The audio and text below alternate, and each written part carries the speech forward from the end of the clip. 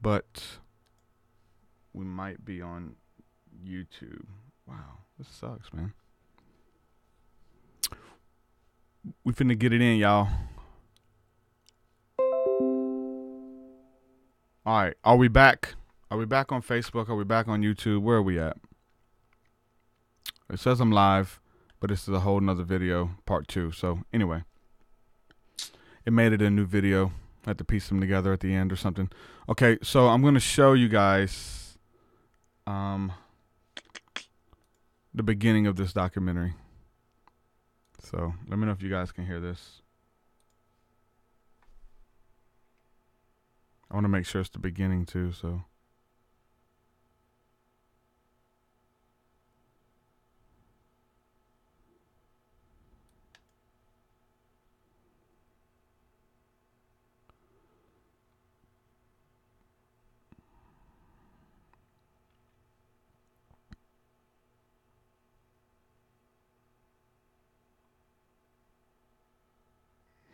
That's funny, Garner. Deadly riots over the government's plan to avoid defaulting on its loans. Is that the unemployment keeps rising, and it has to keep rising just because you have an excess supply of goods, which is this is all borrowed money that our and that debt is owned by banks in other countries. Still knows a lot. M-O-N-E-Y, in the form of a convenient personal loan. Filter cigarette that delivers the taste, and 45 malt liquor. Are you hot? Quite some time ago, by a section of America is sponsoring I first learned it from my grandmother. Now, my grandmother was a wonderful person. She taught me how to play the game Monopoly. She understood that the name of the game is to acquire. She would accumulate everything she could, and eventually she became the master of the board. And then she would always say the same thing to me. She'd look at me and she'd say, "One day, you'll learn to play the game." One summer, I played Monopoly almost every day, all day long. And that summer, I learned to play the game. I came to understand the only way to win is to make a total commitment to acquisition. I came to understand that money and possessions, that's the way that you keep score. And by the end of that summer, I was more ruthless than my grandmother. I was ready to bend the rules if I had to win that game. And I sat down with her to play that fall. I took everything she had. I watched her give her last dollar and quit in utter defeat. And then she had one more thing to teach me. Then she said, "Now it all goes back in the box." All those houses and hotels, all the railroads and utility companies, all that property and all that wonderful money. Now it all goes back in the box. None of it was really yours. You got all heated up about it for a while. But it was around a long time before you sat down at the board. And it will be here after you're gone. Players come and players go. Houses and cars, titles and clothes, even your body. Because the fact is that everything I clutch and consume and hoard is going to go back in the box, and I'm going to lose it all. You have to ask yourself, when you finally get the ultimate promotion, when you've made the ultimate purchase, when you buy the ultimate home, when you have stored up financial security and climbed the ladder of success to the highest rung you can possibly climb it, and the thrill wears off, and it will wear off, then what? How far do you have to walk down that road before you see where it leads? Surely you understand, it'll never be enough. So you have to ask yourself the question, what matters?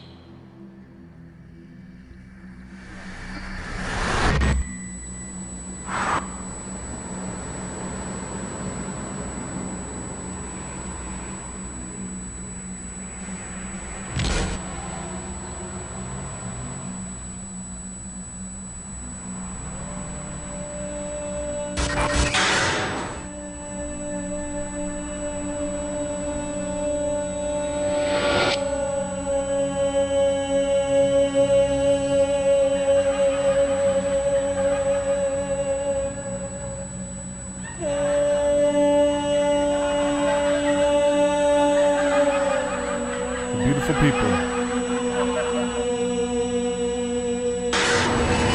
Gorging themselves off of what they've obtained, off of what they've earned.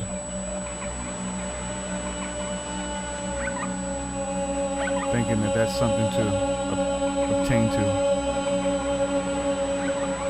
The scriptures aren't lying when it says godliness with contentment is great gain. Being content with what you have, being content with what God has given you, and knowing how much that is, knowing how far that goes, and making sure that your hands are clean and your heart is pure. It's tricky. It's tricky because they've done a great job. They've done a great job trying to deceive us. They've done a great job, with billboards and all of the things that's out there to occupy your mind, to occupy your time. They know how to sell you things that you don't even want. They can sell you things that you don't want. Impulsive buying things on impulse. Right? Have you ever been to the mall? Have you ever been to the grocery store, wherever you are, and you just buy stuff and you don't even know why? You just bought it. Like when you seen it, you want it. Like there was something within you. You knew that you had to have it. You ever made that purchase? The impulse buying, a hat, a t-shirt, and you knew you didn't even have the money to buy it. But they sold you something that you didn't even have the money to buy. Going into debt, using credit cards, these things. And so this is the system. This is what they've created. They've done a damn good job at it. The colors that they use, the billboards, the shapes, the logos, the presentation, the voice inflection. Whatever it is, they've articulated and calculated ways to sell you this stuff that you don't even want and you don't need. They've learned how to do it. They're really good at it. Again, godliness with contentment is great gain. Learning how to be there. And I've always talked about this. It is a weird dichotomy because we should be content with what we have while still striving for more. And where is that fine line? Where is the fine line of I'm content with what God has given me, but still knowing that there's more for me? I'm not content with not receiving all that God has promised me, whatever that is. And it's not material stuff. If you think it's material stuff, you're mistaken. It's not that new car. It's not the clothing. It's not the suit. It's not the persona. It's being content where you are and being at one with all things. Different states that you can achieve in meditation that really help you attain that.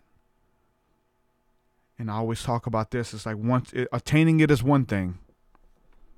Keeping it is another. Keeping it is another. All of these things come in, all of these questions, all of these reasons, all of these accusations. Satan, the accuser of the brethren. The accuser of the brethren. Using other brethren, sistren, to come against you. Where is that safe spot? How can we be godly and be content, but still believe God for more? You have to know where that's at. You have to know what to do, know what to say. You have to be on your toes. It's there. It's attainable. It is attainable. Godliness with contentment is great gain. A lot of people caught up in a cycle, trying to make it work, the hustle and bustle of life, working for things that don't matter, a retirement plan, insurance. You're working at this job in case you get sick. They've got great dental. in case you get sick. So you're at this place you don't want to be in case you get sick. You're at this job right now because you're going to be able to retire in so many years. So you're living for the future when you're not promised tomorrow. Tomorrow's not promised. So you're sucking it up, going to job, punching in that clock, living for tomorrow.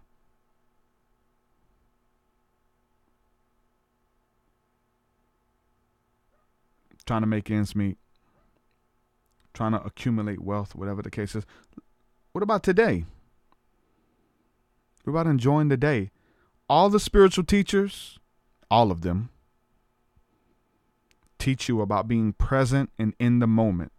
For it's the only moment that we have. We're not promised tomorrow. There is no such thing as time. It is about being present and content with every place that you are. When Apostle Paul says, I can do all things through Christ who strengthens me. No matter where he went in the spirit, he was content.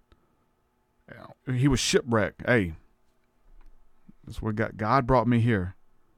The Father has me shipwrecked on an island, going hungry in prison. No matter where he was content in that. He knew that nothing could take him out before his appointed time. Until he finished his race that he was supposed to run. Nothing could touch him. There was all types of things that happened to him. The scripture says nothing shall by any means harm you. He believed that. Getting bit by poisonous, venomous snakes. Getting beat to death and they left him for dead. Gets up, walks away. Like all of these things, you couldn't take him out before their appointed time. He knew that. He was content wherever he was. It's about godliness with contentment is great gain. Understanding what that means and how to attain that. Again, it's about being mindful. That's why we talk about meditation. That's why we talk about for only time is my opponent when living within the moment. Being in the moment, being present. Don't let nothing take you out of that. Jesus said, be anxious for nothing. There's a reason why he said that. Because when you have these things going on, we have an event coming up and I'm excited for this event. I can't wait to get there and hang out with my friends and my family. May 3rd and 4th at Encounter Memphis. I can't wait. But I learned to not let that my imagination pull me out and go ahead and like relive that and have these expectations and what it's going to look like, who's going to be there, who's going to show up. And it pulls me out of the present moment. I learned that years ago with doing music, and we would have so many shows and these big things. And it's kind of with the whole capitalism thing of, trying to attain to something. We've played downtown New Orleans. We played at the State Palace Theater when I was a little small local band. We played there, and there was hundreds of people there. And I can't quit thinking about it. I probably go 3 or 4 weeks. Just excited. All of my idle time is, I can't wait, man. It's going to be fun. And all these new fans and new people and all of this stuff going on. And I can't wait. And then you get there and it's anticlimactic. We get there, we play the show, we have fun. But then after the show, I'm like, man, it's over. It came and went like that. And it took me like a month of just thinking about that stuff. And then looking at other events, maybe if you have a vacation, I'm going on vacation in 3 weeks. And now for the next 3 weeks, you can't quit thinking about your vacation, So you're missing the present moment. And when I drove a truck, I was on the interstate and there was so much beautiful scenery and scenic stuff around me. But I'm ready for this day. And the day just started. I'm ready for it to be over with. And I have a long day. And I would have to drive 4 hours one way, 3 hours this way, 5 hours this way, and then come back home. And it was just a lot of driving, and I would be like a robot. Just like you could put a robot in a truck that would do just as good of a job to drive. And I wasn't present. I was ready for it to be over. I was ready to be home so I could had a podcast that night. Let me hurry up, get wet and get home. I'm not living in a moment. You're not in the moment. Don't let anything pull you out of that moment. Find out what that is. Peace, be still, and know that I am God. Taking that breath. If you're in traffic, if you're in a traffic jam, we talk about this all the time. a wreck or something like that, something that delays you from your appointment, knowing that you're content in all things and it happened for a reason. So don't get mad, don't get frustrated. You're ready to get there. Look, think what's the best case scenario? It could have been me. Maybe there was another wreck up the road that would have involved me if I wouldn't have been set back, you know. And all of these things, you have to figure out how to retrain the mind to be in the moment, because we're programmed to, you know, to just go, that we need constant stimulant, that we have to be always be, you know, being entertained, especially the kids, man. Like we're talking about how we can train the next generation, how we can train them up, teach them to be present in the moment. Like the kids, people are just always giving the kids something to stimulate them. Always. It's a YouTube video, it's a game, it's this, it's that, and it's always going. Get out in nature. So the word that the Lord gave me was to decompress. Decompress. That's what you need to do. Get out in nature. Turn off all that technology, man. Put your feet on the ground. Take your shoes off. Put your feet on the ground.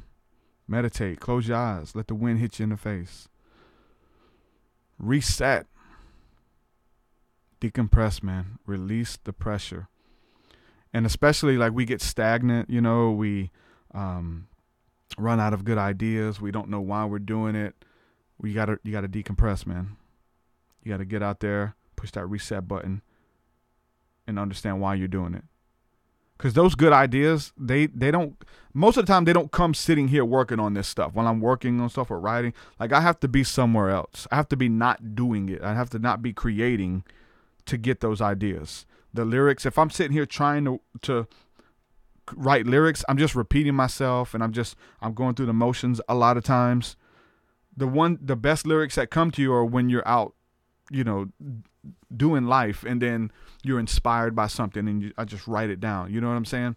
To be inspired, you have to get out of that environment, whatever it is, your job. That's why they reward you with, you know, vacations, and why vacations are good, because you get to reset.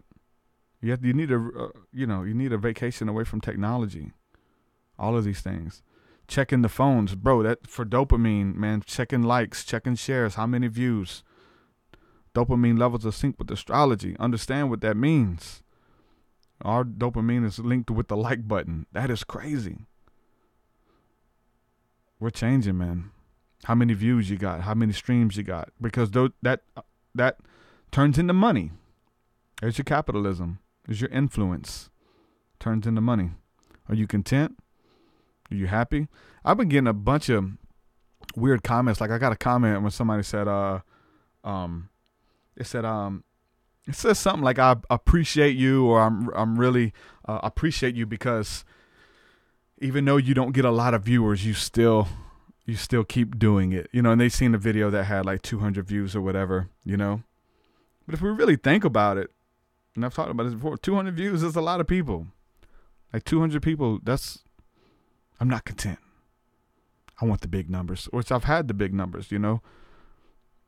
There's ways to get the big numbers. There's ways to fudge the numbers as well. But 200 people, am I content with that? Sure. 200 people, yeah, that's cool. Good with that. That's usually the number we get at the end of a live stream, 200 views. Now we're streaming on Facebook too, so we're gonna be getting more. I'm already at 124 on that last video that we just did. Yeah, we want to reach the masses, man. I don't want to convince anybody. I just, you know, you put the information out there, and if it's for them, it resonates with them. If they scoff, they scoff. I'm not trying to convince you. Like, it is what it is. There's under me right now. If you're on Facebook, you can easily scroll. You know, on YouTube, you can easily. There's probably about 17 other YouTubers and bloggers and people right next to me. You can click that. I want the ones who resonate with the material. I want the ones who are supposed to be there. I don't want to convince you to be there or trick you to hang out or whatever the case is, or trick you to support, you're going to support what you believe in, man. All of us. Yeah, and Brother Allen says it'll be hard to get away from technology when we're trying to implant it in our bodies. Yeah. I know. That's where we're headed. You know, I'm talking about, you know, getting the kids weaned off of it, or just maybe taking some time out, or whatever the case is. That's hard to do. That's hard to do because we're merging with machine. You guys seen the new Japan robot that just came out? Now there's some that's been in the news for a couple of years, but there's a new one that I seen. There's tons of them, but let me try to find this one that I seen. Was so real, man. I'm typing it in, and here it is. This is insane. My name is John. Delighted to meet you. I don't know. We maybe need to do some research, because this may even be CGI. It looks so real. Like, it's probably CGI, but it says that it's a real robot. I'm gonna show you guys. Let's see, right here. John. Could you tell us a little about yourself and what you can do, Chloe? Of course. I'm the first personal assistant built by CyberLife. I take care of most everyday tasks. I think that's like CGI, cooking, man. housework, I might be mistaken on this one. For example. And I understand you're the first android to have passed. This is CGI. This is from a video game or something. This is probably from Detroit. I really didn't do much, you know. I just spoke with a few humans to see if Yeah. they could tell the difference This is between fake. I'm me sorry. and a real person. But let's look at some of the real ones. I think that one's fake. I think I've been bamboozled on that one. Let's look at the real one. This is a real one. Not as quite as attractive as the other. Everything is going extremely well. Do you like talking with me? Yes, talking to people is my primary function. They're almost there, though. Robotics develops extremely life RP education. Very. Most of all the new technological tools and possibilities that are available now. It's a good opportunity. Yeah, we're merging with these things, man. They're merging with us. Yeah, I think the last one was CGI. So it looked like from that Detroit game, which I know my wife and daughter played it. I bought it for them to play. They loved it. So, but we're merging with those things, man. And you know, the Google Glass and all of the kind of stuff. And you know, I'm like Kip, man. I love technology. Like, I'm able to communicate with you guys. Triple M says she looks like an AI Kevin Spacey.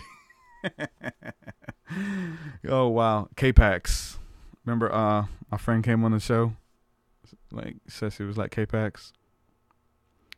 That's awesome. But yeah, so I'm going to go ahead and jump off here, man. I really enjoyed the conversation. It's good stuff. So I didn't plan on going live today without the guest. So my guest booked the show, and the person has two names. They booked two shows, and I had them booked, one for each name. Like, they have like an AKA, so they booked one date with this name and then one date with the other. But it wasn't that they wanted to do two shows. They were just kind of, I think there was some confusion there, because I thought I was communicating with two different people. So that's why the guest didn't come on today. What's up, Doris? How are you? Welcome to the stream. Getting it in. Brother Allen, love you too, brother. Keep doing your thing, man. Turn that 5 to 9 into the 9 to 5, man. How do I do that? Shoot, a big thing that people are doing is that they're becoming minimalist. They're trying to get their bills down and just paying for the necessities, getting us. You know, shout out to Santiago. You know, he's taking those steps in that direction as well. Him and his wife had new cars. They got rid of those cars and went and got used cars, getting that payment down. You know, because the system is set up to keep you in debt, where you have to keep going to work. You have to keep punching in, keep doing that clock, finding those ways to make your income doing what you love, doing what you would do if you weren't getting paid to do it. Find out ways to get paid. You can do it, man. Again, YouTube ad revenue. It's a little bit harder now. You know, they're making you jump through hoops and stuff like that. But there's ways to go about it. There's ways to do it. I mean, And just for you guys who want ad revenue by itself, that's probably not enough. You have to have, I mean, most YouTube entrepreneurs tell you that you have to have something that you sell. You know, I do have music, and I get paid off of, you know, royalties and streams and album sales. And then, you know, you have crowdfunding, then you have Patreon, which is a good model. So much of that. So you have to keep creating, man, and then start somewhere. Eventually you got all those streams. There's a YouTuber, what's his name? Big YouTuber, does hip hop videos. Let me see. Cause I don't know why I'm hip hop interviewer, Vlad TV, right? And Vlad, he goes into detail about like how many views they get and how often they upload and the best times and how many videos you put out. So he says like, and he did the math on it, but it was like if you get to 1,000 videos, and he did the math on 1,000 videos, if each of those videos made 10 cents each, how much you would make per year was like several $1,000s, right? If you have 1,000 videos that only make 10 cents, like you if you're good, you can get videos that make you hundreds of dollars a month. You know, several videos that make you $100 a month. That's if you got 7 videos that make $100 a month, that's $700 right there.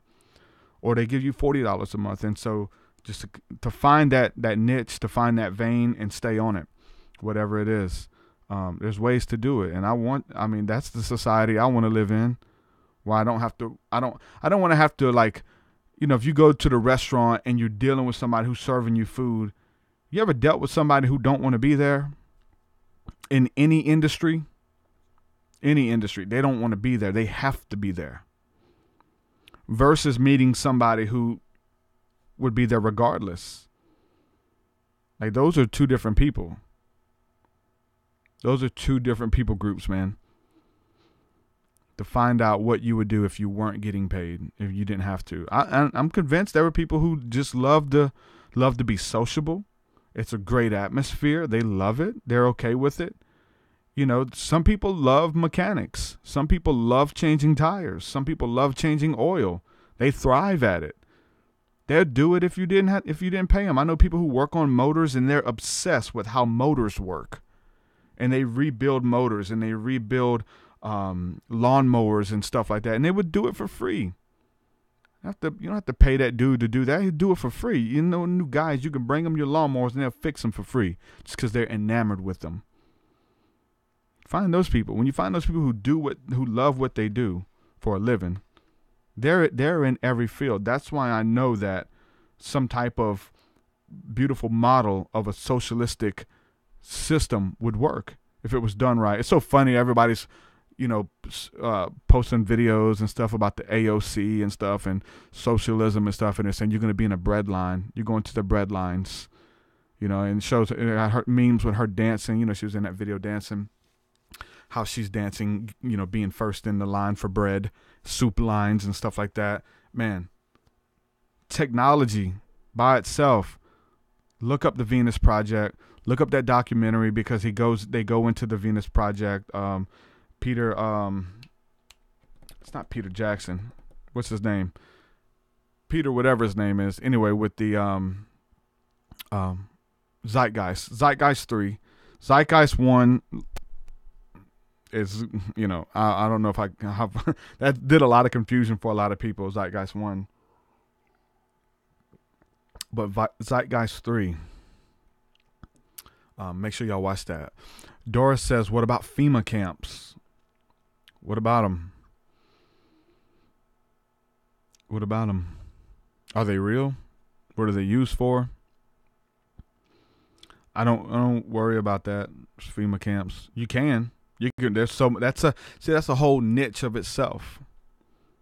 The fear stuff. Trust me, I used to be scared of FEMA camps. You know when this was? 2008. 11 years ago. Thinking we was about to get rounded up and brought, because you're talking about FEMA camps. Well, what brings you to a FEMA camp? FEMA trains. Where do you go when you die at a FEMA camp? FEMA coffins. Like all of those things, that's a whole niche in of itself. And this was 2008, the mark of the beast. Trust me, I was in all that. I freaked myself out. I freaked all my friends out. Nobody wanted to talk to me. Conspiracy, government, we're about to be, and a lot of people have been there. Trust me, I know. Some of you guys are just getting into that, the FEMA fear stuff and the King Alfred plan, and you're just so enamored in what the enemy is doing. It's just, you know what I'm saying? You're just researching it, everything. You have no idea what the Father's doing. No idea, because you're so consumed and so caught up with what the enemy and what George Bush and what Barack Obama and what Trump's doing. And it's dinner in a circus, man. The illusion of choice. We've all been there. I used to freak my wife out. Freemasonry. Oh, the Masons, man, the Masons are they're gonna kill everybody. You know, just crazy stuff that's out there. And I have my friends and people who watch my stuff. They're just getting into that, and it's something about when it's new to you. Just like when we just showed the little Zeitgeist clip, the materialism, it's new. When I went and bought that new thing, right? When I bought that new jacket or whatever it is, I felt like I had to have it. I loved it, but very quickly the newness wore off. Materialism. Do you know that it works like that with vibrations, with knowledge and information as well? When we get into something new, we're like, oh man, you're just all about it. What about when you got born again, when you first became a Christian? Like, how many people did you tell? How many people did you annoy? You wanted to tell everybody? What about when you became a vegan or a vegetarian? Like, how often did you speak about it? You wanted everybody to know. In any realm, spirituality, the third eye, Christianity, whatever, you want to tell people. It's called, you have a zeal.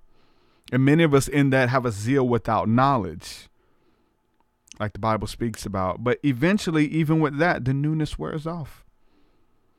The Hebraic roots movement, the Hebrew Israelites, like there's so many movements and so many groups out there, but eventually the newness wears off and you're left found wanting, and you're on to the next one. You're on to the next movement because you're not content. You're still seeking. Hey, it's commendable. It's part of the process. But maybe if you understand that, it may help you when you find something new and you're just so gung-ho about it. How many other things have you been gung-ho? No, but you don't understand this. You don't understand this is it. 6 months later, those people have betrayed you and you won't talk, then you won't speak to them again. You know, part of the spiritual awakening, Jeremy says, yeah. Part of it. What's up, CTC? Sketch Hap. What's going on, guys? Yeah, we're streaming on several platforms here, and the chat's all filtered through. So we got, I think we're on Periscope too. I think if that connected, it went through. Garner says, "Wishing you hadn't burnt them books." You ain't lying, sir. Indigo said, he says, the hype, the fad, the misled lad. Yeah. Christian says, be you and don't allow yourself to be used by these groups. The newness wears off, guys. In all these, the newness wears off. And you just got, and that's why just make sure you're not a jerk to people. Because now you got to go apologize. Now you got to explain yourself. And now you know, there's stuff years ago that people still think you believe. People still think you're into it from years ago, interactions they had. They're still telling people. Because you got caught up in some doctrine, some theology that you believe for 6 months or 3 years, however long it was. And you've left a lot of people in the wake of your destruction. Now you're on to bigger and better things. But you've rubbed a lot of people. At the end of the day, the truth will stand for itself. You don't need to explain it. You don't need to defend it. It's going to stand for itself. So, and if it works, it works. And you know what I'm saying? Let your, let your good work shine for itself. Sketch says, is this a normal podcast or a healing podcast? I can't tell. I'm not trying to be rude. Both. Hopefully that you find some healing in the midst of the conversation, whatever you got going on. Different belief systems but we do an open line healing where people call in for prayer on Wednesday night. So I'll say that. So that's more of a healing because it's more goal oriented. I open up the phone lines and stuff like that. So, but yeah, I everything, all these conversations are about healing. So in a sense, you have that right. Doris says, like Michelle Obama being a man. Yeah, you're so enamored with Michelle Obama, being a man that you just caught up on one thing to the next. What if that's like the conspiracy theories, man? Because they don't cease. They don't end. There's new ones like every day. There is. And you have to pick and choose which ones you're going to believe and which ones you're going to choose. Like, Kayla, what's up, Kayla, says, I also found that I went so deep at first that I was just continuously reading and researching. I had to take a break and just be for a while. Let it soak, if you will. LOL. Yep. You always have to decompress, like I said. Decompress from it all. And anything that's creating fear and hysteria in you and you don't have a peace about yourself anymore, yeah, man, just throw that stuff out the window. And that's why I was talking about on that podcast last night. Why are all the hippie circles and the New Agers and in the Christians, why are they all love and light? Because we're trying to combat the darkness. So we can't combat darkness with darkness. You have to turn on the light. It's the only way. Turn on the light. Dumbledore said that. Turn the light on. Those who sat in darkness beheld a great light. Turn that light on. Be the light for them in the midst of that darkness. It's confusion out there, man. That's what Babylon is. Babylon translates to confusion.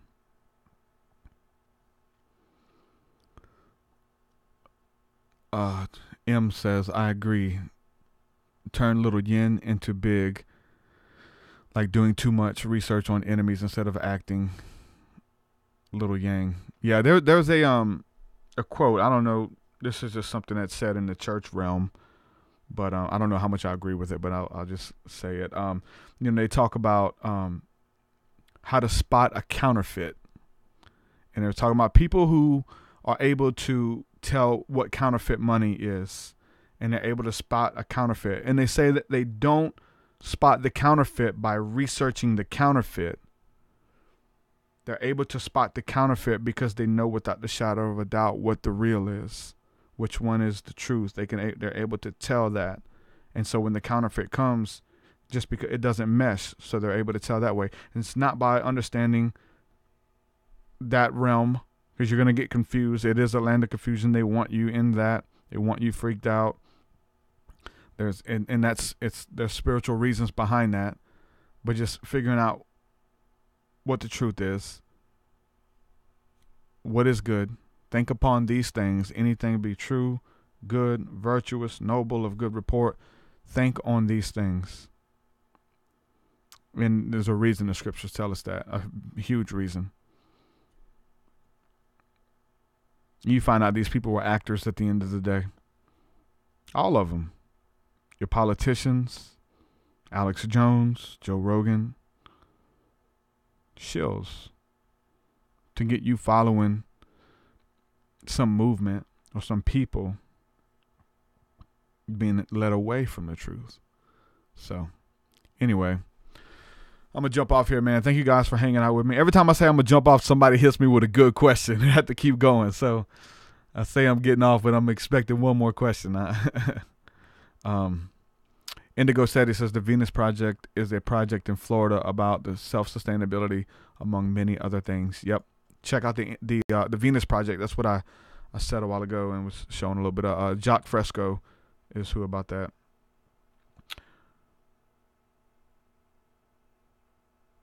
So with that, I'm going to say peace and blessings, guys. I had a good time. If you want to continue the conversation, you want to hang out with me in the community, I'm very active in the Discord chat. Maybe not in the text chat, but the voice chat. If you guys jump in voice chat in Discord, when I see it up and somebody's in there, I try to jump in and say hello. So if you guys want to build with the community of like-minded people, make sure that you join our Discord. You can get it on your phone or on your computer. There's a texting ability, and there's the voice chat as well. Also, for those of you guys who want to support, want to find out more about what I do, head on over to my Patreon. There's different tiers and different levels of giving. If you want to support and partner with me, that would be awesome. If you benefit from my work and if you believe in it, I'll ask you to do that. Patreon.com/TruthSeekah. Any level of giving is awesome. So thank you guys for that. May 3rd and 4th, we have Encounter Memphis. I'll be in Memphis, Tennessee, doing a concert and then doing a guided meditation, hands-on, one-on-one activation, all that good stuff. It's going to be beautiful. Tickets available, TruthSeekah.com. Love you guys. Thanks and peace. Everybody in the chat holding us down. Melody says, bye, TruthSeekah. Later. Thanks for hanging out. Love you guys. Peace, peace. We'll do it again.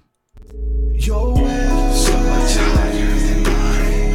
So much higher than mine. So much deeper than mine. So much deeper than mine. Well, that does it for this episode, folks. To hear more episodes of the TruthSeekah podcast, head over to TruthSeekah.com. And if you're wanting to support the show and get rewards, go to our Patreon page at patreon.com/TruthSeekah.